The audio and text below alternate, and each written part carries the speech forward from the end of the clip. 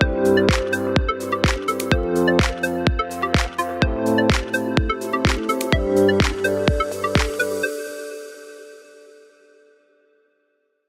everybody, this is Sheri with ViREO Life, author of Go Forward, 28 Days to Eat, Move, and Enjoy Life God's Way. I have an interesting story with Motivation Monday for you today. Yesterday, Sunday, I was at my father's visiting my dad and my stepmom, and they like watching old movies, so we had on the TV Take Me Out to the Ball Game with Frank Sinatra and Gene Kelly, and we had The Women on. Both of those are 1939 films, and I was fascinated with what Hollywood stars and starlets looked like. Let's see, that would be 60, 70, almost 80 years ago. Actually, exactly 80 years ago. This is, okay, 2019. Yeah, okay. I can add, I promise. Anyway, when I was looking at these stars in their prime, the men were normal build. Frank Sinatra was even pretty skinny by what we would consider today's standards. They weren't all muscled up and chiseled, and even they were obviously fit. They were dancers. The women, the starlets in both of those movies, slim.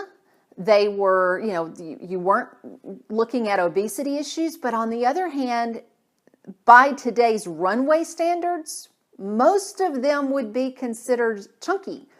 Some of them, would be what would be considered maybe runway. I don't know. I'm not a model scout. And the most fascinating piece, and I encourage you to watch, and it's actually on one of the trailers for The Women, the 1939 The Women. They were in the spa getting hair done, nails done, massages and all that, but there were some exercise areas. And there was this one scene, shocker, there was this one scene they were exercising, and the women, slender, had cellulite, like in jiggly cellulite. And it took me by surprise, because today that would not be shown. And if it was shown, it would be shown as what not to look like versus this is actually what is considered beautiful.